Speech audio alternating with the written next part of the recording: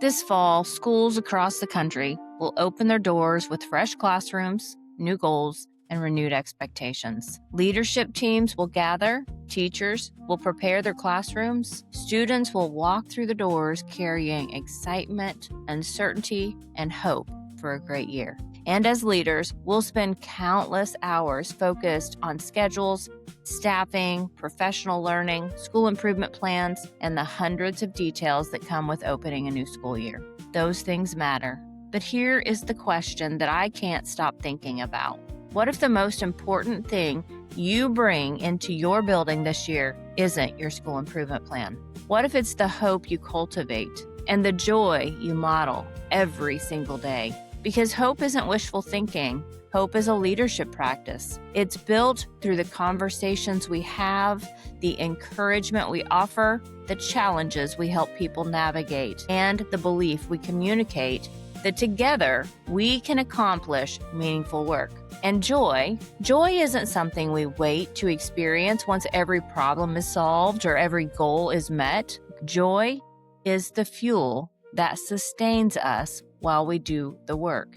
It strengthens resilience, builds trust, reminds people why they chose this profession, and creates the kind of culture where educators and students can thrive. As you prepare to begin another school year, this episode is my reminder to you. Your leadership shapes far more than calendars, initiatives, and outcomes. It shapes the emotional climate of your school, the hope you build, the joy you model, and the culture you're creating. Those may be the most important leadership decisions you make all year. So today, let's talk about why hope and joy aren't just nice ideas for educators. They're leadership strategies that transform schools. Let's get started.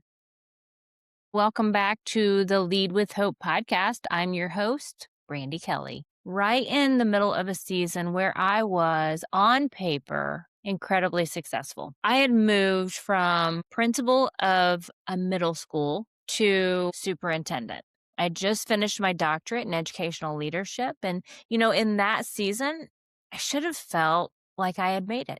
But instead, I found myself sitting at my desk, staring at the work in front of me, budgets, problems to solve, tax levies. And I looked up and I realized that it shouldn't feel like this. My days were consumed by the mechanics of the job, the systems, compliance, while the work that actually lit my heart on fire was nowhere to be found. I realized then that nothing was wrong with the work that I was doing. It was all important. It was all necessary. But I had drifted away from my purpose, my sense of why.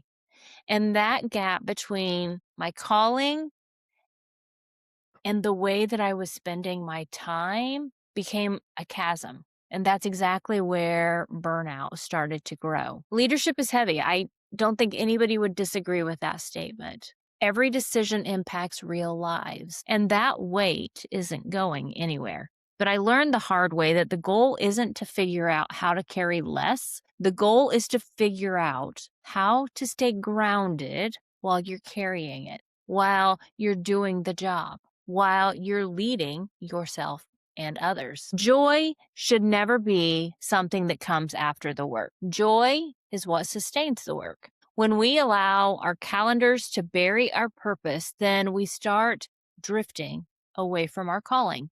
To lead effectively, we have to shift from surviving to being an architect of culture using the HOPE system. And my HOPE system, you've heard me talk about it before on here, includes habits, optimistic outlook, purpose, and excellence. Habits protect our boundaries and allow us to breathe between meetings, between demands and tasks. You have to stay well to lead well.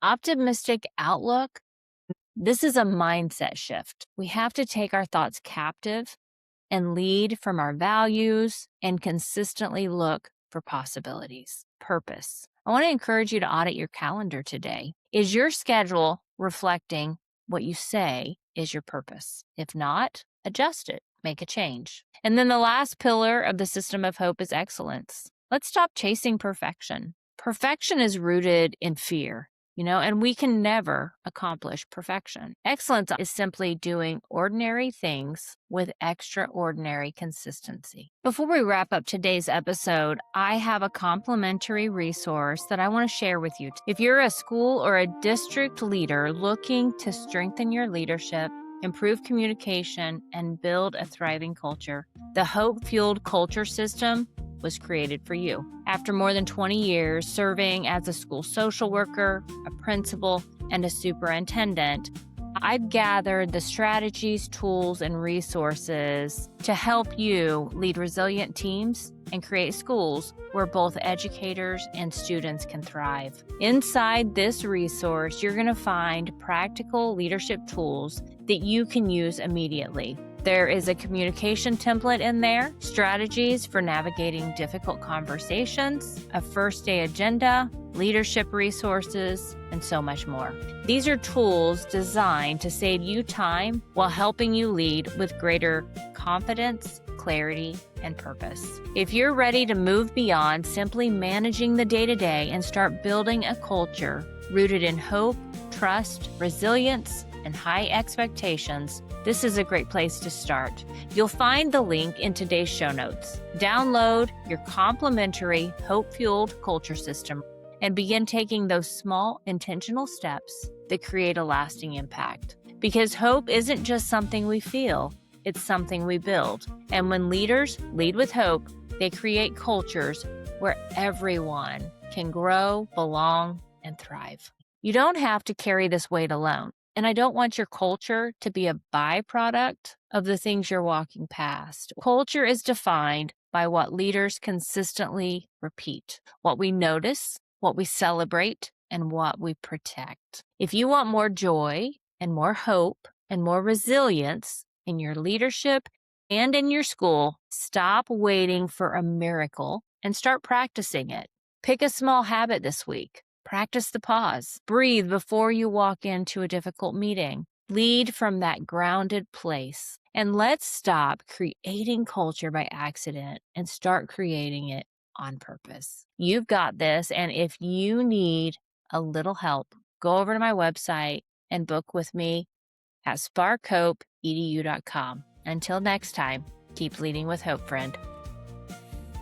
That's a wrap for today's episode of Lead with Hope.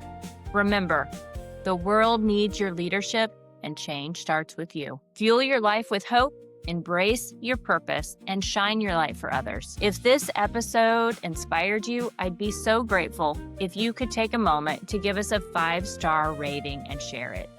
Every review helps spread hope and empowers more leaders to rise. Thanks for listening, and until next time, keep leading with hope.